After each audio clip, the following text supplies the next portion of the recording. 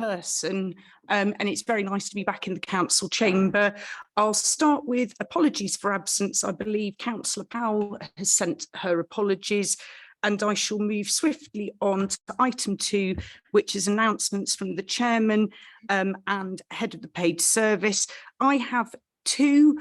One is a big thank you to Marie Rosenthal, who I believe is zooming in, who has been our monitoring officer for the past 6 months, and I'm sure we'd all agree it's been an interesting 6 months. And then also to welcome Angela Wakefield, who is taking her position. A very warm welcome to Rutland, and I'm sure you'll have a very interesting time as we go forwards. Mr. Andrews, I believe you have some announcements as well. Yeah, thank you, Chair. Just one announcement. It's just for transparency, put in the public domain. We received notification of a request for us to put forward an individual to sit on the Integrated Care Board. We received a more detailed outline of the role description. It's clear in discussions with the Councillor Harvey, the health portfolio, the role description lends itself to an officer representation. It has a number of features to it, including a technical contribution and a restriction on the ability of the representative to petition on behalf of their organisation or place.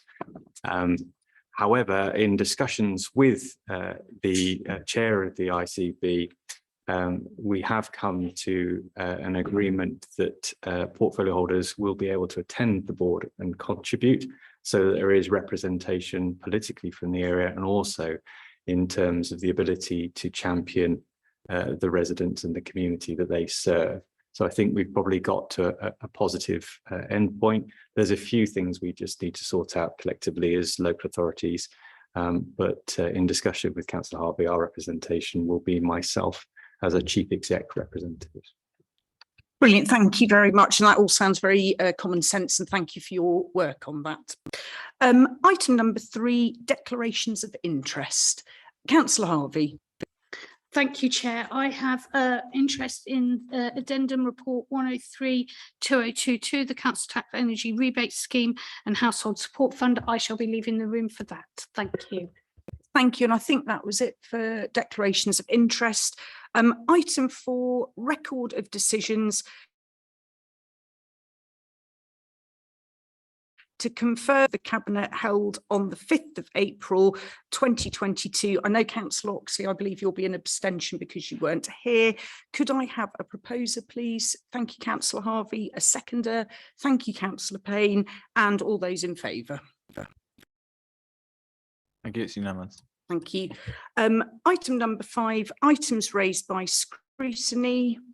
I don't believe we have any. None received, Chair. Thank you. And with that, I'll move on to item 6, which is the corporate strategy, which we are noting the contents of the proposed corporate strategy and strategic focus for the council for the next 5 years. We are approving it for release for public consultation, and we are delegating authority to the Chief Executive to make minor amendments to the corporate strategy in consultation with the leader following the period of public engagement. And then the last bit, approve submission of the corporate strategy 2022 to 27, including any minor amendments following public engagement to full council in July for approval. I will do a very brief introduction. I know that members have been involved with workshops, have had the opportunity to feed in to the process. So therefore, there should be no surprises with it. I'd like to start off by saying that I'm very excited to see this. As we know, we did one of the most extensive public engagements with Future Rutland Conversation, with over 2,000 of our residents of all ages telling us what matters to them. As we've always said, Rutland County Council is a part of our county. Our county is made up of our fabulous towns, schools, villages, clubs, individuals. This corporate strategy outlines how Rutland County Council will fulfil its role over the next 5 years. And I would hope, Cabinet, that as you read through it, you could feel Rutland, Future Rutland really loudly at the front of that. Just to draw your attention to page 4 with the 5 key areas: a special place, sustainable lives, healthy and well, a county for everyone, and a modern and effective council. You will see our commitments, and crucially, you will see what we as individual residents can do as well to help support those commitments. And then with a clear together we will achieve, which again, I think this is very, very user-friendly and nice to read. And it is really clear about the part that we all play, whether we're councillors, officers, or indeed members of the public. The other bit that I would draw people's attention to is the delivery programme, which is over the next 2 years. I hope you would agree that those are realistic, they're measurable and achievable. I will, though, of course, just point out a couple of very obvious things. Clearly, no county is an island. We are subject to government, central government legislation. The most obvious coming through, obviously, is the Waste, the Environment Act, adult social care, to just mention 2 big things there. And also, unfortunately, we do live in a world where the unexpected happens. We know that from the pandemic. So obviously, this will be reflected on. It will form part of our performance management. And so I would ask you, Cabinet, if you have any questions or if you are happy to endorse this to go on its next journey. Thank you. Any questions or comments? Yes, Councillor Payne. Just to say, I thought it was a good document. It's well presented, and I'm quite happy to support it on its way to consultation. Brilliant. Thank you very much. So in which case, and now hilariously having been smug that I could see all my papers, they have now beautifully disappeared. I believe that I have read out what we are agreeing to. I'm very happy to propose that if I could look for a seconder. Oh, sorry, Councillor Harvey. Sorry, Chair, just to confirm, because there was, I did pass some comments back into officers, and I think those amendments have been made as per the email. So just so that's kind of noted through that was done. Yeah. So all changes from all members, including yourself, who responded, have been made. Obviously, yours made after the after the paper's published, so they'll be made in the public document engagement. But yeah, it was a positive that all members that contributed, the changes have been made in full. Thank you very much. So I'm delighted to propose the decision recommendations. Do I have a seconder? Thank you, Councillor Harvey. All those in favour? Lovely, unanimous. Right, moving on to item 7, which is the Rutland Design Guide. Just to pre-warn you, for items 7, 8 and 9, obviously this would normally be the portfolio holder for planning. Councillor Powell is not here. I will therefore be presenting these, but minded to note I am speaking out of portfolio, and I'm unashamedly going to be handing over to Mrs. Sharp for any questions, and I will also check with Mrs. Sharp if I've missed out any very pertinent points. So the Rutland Design Guide, for those of us who were on Cabinet in December 2021, a Rutland and South Kesteven Design Guide was endorsed and supported, but within that recommendation there was a commitment to producing a Rutland specific guide. This is it, attached at Appendix A. Please note, it is not seeking to amend the guidance itself. Good practice and principles are at the heart of the combined guide. However, there are text amends to refer to the Rutland planning system, and of course the photos are photos from Rutland as opposed to our equally beautiful neighbours in South Kestevenson. What struck me just reading through was 11.2, looking at the environmental implications. And I think we welcome that actually enabling sustainable lives through good design is an absolute must-have if we're to enable lifestyles that achieve a reduced carbon footprint, while still managing to reflect local character. So as the ex-portfolio holder for climate change, I particularly welcomed 11.2. I'm very happy, well, I say I'm very happy to take questions. I'm very happy to take questions for Mrs. Sharp to answer, if there are any, and if there are any comments, and then I will definitely need to, yes, whiz over your shoulder to read the recommendation. So are there any questions or comments? Councillor Oxley. Yes, thank you, Chair. As the incoming climate change and portfolio holder, I welcome this document. I think it's very important that we have a Rutland specific design guides. Rutland has got a wealth of listed buildings and a large number of conservation areas, and so this will hopefully be give assistance to those who are looking to make any changes within those areas. So I welcome it. Brilliant. Thank you very much, Councillor Oxley. Are there any more for any more? Lovely. Could I have a proposal? Oh, sorry. The decision recommendation is that Cabinet adopts the Rutland Design Guide at Appendix A as a supplementary planning document. Do I have a proposer? Thank you, Councillor Oxley. Do I have a seconder? Thank you, Councillor Payne. I'll spread it out a bit there. And all those in favour?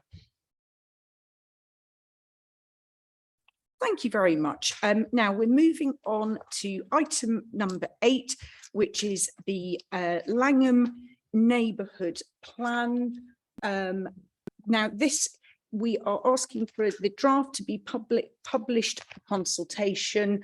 I think it goes without saying, but I am going to say it, a huge amount of time, energy, love for a local community has gone into this, and I would absolutely like to formally note thanks to Pat Ovington, Jennifer and Tim Maskell, Gail Palmer and Penny Viner, who clearly have been working very hard indeed as the steering group to make sure the whole community is engaged. And I think I've certainly said in previous meetings about previous things, this really is our community, and having that input, really taking ownership of how you want your place to be, has to be a really, really positive thing with that. I'll read out decision recommendations before we go to the vote, but are there any questions or comments? Councillor Harvey. Thank you, Chair. I'd just like to add my congratulations to Langham for the hard work in producing this document. Brilliant, thank you. So in which case I will read out the recommendations. Cabinet is recommended to approve the draft Langham Neighbourhood Plan Review is published for public consultation for a minimum of 6 weeks. Number 2, following public consultation, the draft plan and representations received are submitted for independent examination. Number 3, the Strategic Director of Places be authorised to appoint an independent examiner in consultation with the Langham Neighbourhood Plan Group. 4, that following receipt of the examiner's report that the Strategic Director of Places, in consultation with the portfolio holder with responsibility for planning, be authorised to publish the County Council's decision notice, update the Langham Neighbourhood Plan Review and undertake a referendum. And finally, number 5, subject to the outcome of the referendum, that the Strategic Director of Places, in consultation with the portfolio holder with responsibility for planning, be authorised to make the Langham Neighbourhood Plan Review part of the development plan for Rutland. Do I have a proposer? Thank you, Councillor Harvey. Do I have a seconder? Thank you, Councillor Oxley. All those in favour? Unanimous. Right, we're moving on to item number 9. This is the First Homes Informal Planning Guidance. This is Rutland specific guidance to deliver a government mandated scheme. Again, I will be looking over to Mrs. Sharp to check that I haven't missed or got anything wrong with this. Now, as far as I gather, from the guidance, the government mandated guidance is very specific. However, there is room for flexibility around local connection and the specific work criteria. And I know that members of the cabinet do have something to sort of say on that, so I'll bring you in for that. Clearly, the overall aim is to enable genuinely affordable properties.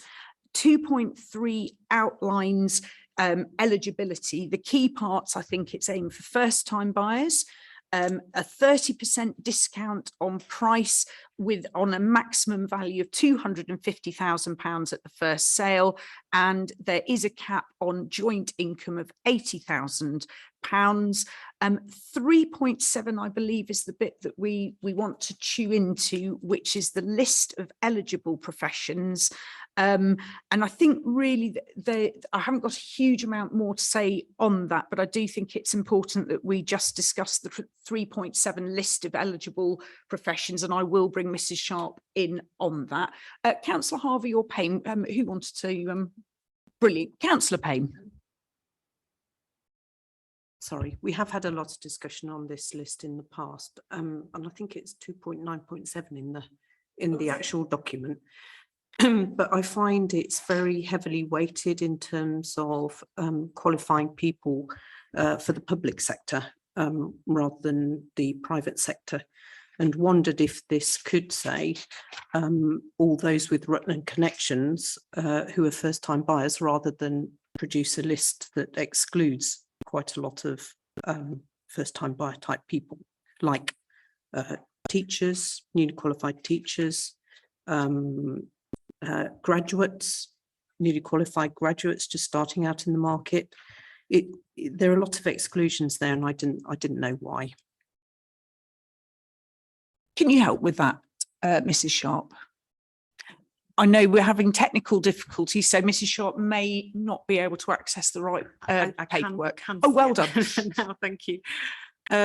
Yes, so in terms of the list at section 3.7 in the report that I'm looking at, which specifies key workers, the purpose of this, and there is local discretion about who we choose to specify as key workers, but we are required to define who we think meets that criteria.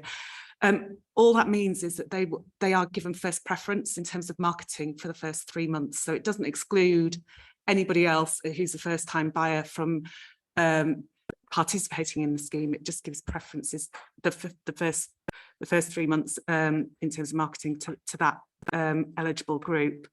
If there is discretion, we have local discretion in terms of, as I say, who is incorporated into that list. So if that's something that Cabinet is minded to amend or wishes to build in some flexibility in the future, then that's certainly a decision that Cabinet can make.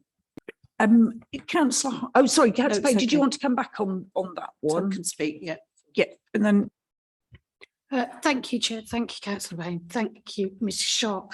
I think my one concern that I've raised regarding this list being very prescriptive, it doesn't actually mirror where our young people tend to be working within Rutland. So it does exclude hospitality and tourism, and it also seems to restrict on retail. It does include food, fuel and medical distribution drivers, but not the actual key workers, as we now know they are, who are actually working in our shops and things. And so my concern is, and I appreciate what you say about the 3 months, however, these tend to be our younger people that have stayed within county and not maybe gone out for education, and they seem to be continually excluded from these lists. So I feel if we could maybe include them, then that is very inclusive and will show that actually as a council we are taking steps to include them. Thank you, Chair.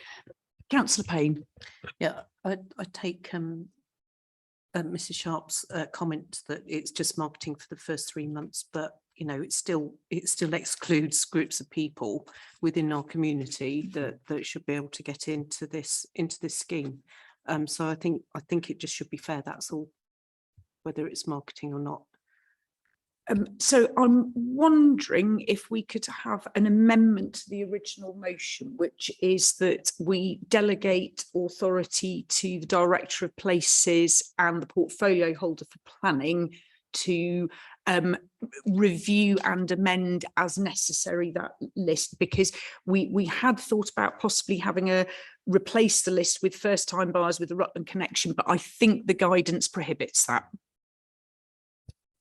If I may, Chair, that the overall scheme is exactly meeting that aim in terms of supporting first-time buyers in the county. So that the guidance, the government guidance, is gives us discretion to be specific about certain groups that we would want to give a head start in terms of that marketing. So I think, if I may, I think the recommendation around being able to amend the list is helpful, because what we will need to administer the scheme is clarity around who counts under that key worker definition. Everybody else is eligible under the broader scheme. I'd support that, as long as it's inclusive. That's Yeah, it was just to say that obviously the guidance wants us to prioritise particular groups first for the first 3 months. So it won't be inclusive, because it'll be narrowing the perspective for the first 3 months to particular groups. I think what we have to do is feel comfortable the list of groups. It can't be everyone, because the guidance is asking us to define specific priorities first, and then a wider scheme. Otherwise, we just go with a wider scheme. So I think what we have to do is to go down and make sure that list covers some of the gaps that you were indicating, but it can't be inclusive, because by its very nature, it is trying to prioritise a set of groups first. Councillor Payne. It just still sounds a bit discriminatory to me, but if we're excluding certain people at the start of a scheme. Sorry. Is that's more of Yeah, I was just going to say that is the government guidance. I believe the alternative would be not to specify key workers at all and just have the scheme as is. Councillor Payne? Isn't that fair? I don't know, look to my colleagues for my...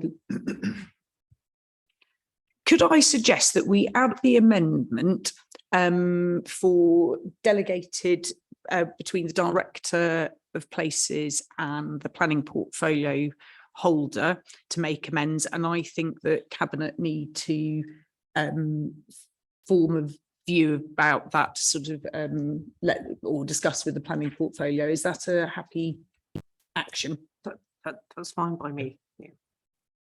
Are you happy with the words I've used?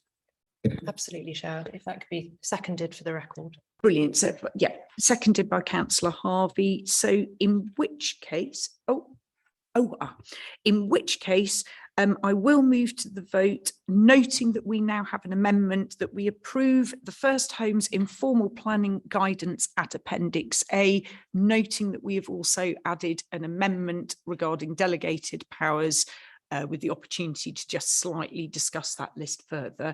Do I have a proposer for the, well, I'll propose, and do I have a seconder? Thank you, Councillor Payne. All those in favour? Thank you, unanimous.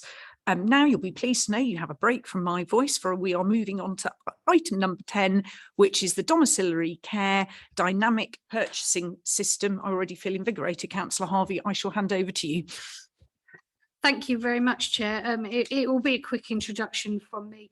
It's just a slight change in how we procure contracts for our care. As members are aware, we have been struggling recently to procure under a very restrictive framework. This will give us a dynamic purchasing system which will allow us to spot purchase, therefore increasing the people that can work with us. I'm happy to take questions, and Mr. Morley is also standing by to assist me. Over to you, colleagues. No, I think you've done an excellent job then, and it's screaming common sense to me if I was to use two words for the paper. So without further ado, the Cabinet is asked to approve the procurement model for the provision of domiciliary care. Number 2, authorises the Director of Adults and Health, in consultation with the Cabinet member with portfolio for health, wellbeing and adult care, to award the contract or contracts resulting from this procurement. Councillor Harvey, I'm assuming that you're proposing, and do we have a seconder? No, thank you, Councillor Wilby. All those in favour? Super. Right, we are moving on to item number 11, which is any items of urgent business. We do have one which is with regard to the council tax rebate scheme, and I will hand straight over to Councillor Payne. Thank you, Chair. At the Cabinet meeting in April, emergency powers used during the COVID pandemic were removed. During the pandemic, RCC received many grants for businesses and households from the government to help those experiencing difficulty with the impacts of COVID. To allow us to continue to move quickly to distribute funding, the paper you have in front of you today seeks to extend the delegated powers to the Strategic Director of Resources and Portfolio Holder for Finance. This is to cover the Household Support Fund and the Council Tax Energy Rebate Scheme that were already in progress when delegated powers were removed.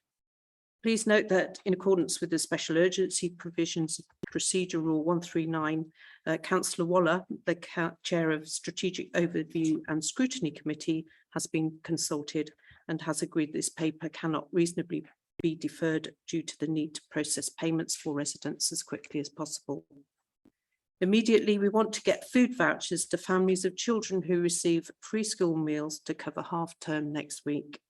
I am therefore asking Cabinet to support this paper and allow delegation to enable progress without delay. Thank you, Chair. Any questions or comments? Councillor Wilby. I'm sorry, this is just another task for our team on the finance side to do, but I'm very confident that they will execute it in a absolutely exemplary fashion. Yeah, and I'd absolutely underscore that. And I think, you know, people can obviously note bureaucracy can be something that can hinder things. In this particular instance, it's essential that we enable speedy support to our residents when they are most in need. So thank you very much for bringing this addendum report. So in which case I shall move swiftly to the vote. We are asked to recommend that the Cabinet delegates authority to the Strategic Director for Resources in consultation with the portfolio holder with responsibility for finance to finalise the Council's policy in relation to the discretionary element of the Council Tax Energy Rebate Scheme and Household Support Fund, and to make any further changes should funding still be available. Councillor Payne, I'm assuming that you are proposing that. Do I have a seconder? Thank you, Councillor Oxley. All those in favour? Brilliant, thank you very much. I don't believe there are any other items of urgent business. No, just that one, Chair. Excellent. So in which case I shall close. Thank you everybody for coming, and close the meeting at 10:29, which may or may not agree with your computer, Mr. Andrews. Excellent. Thank you very much.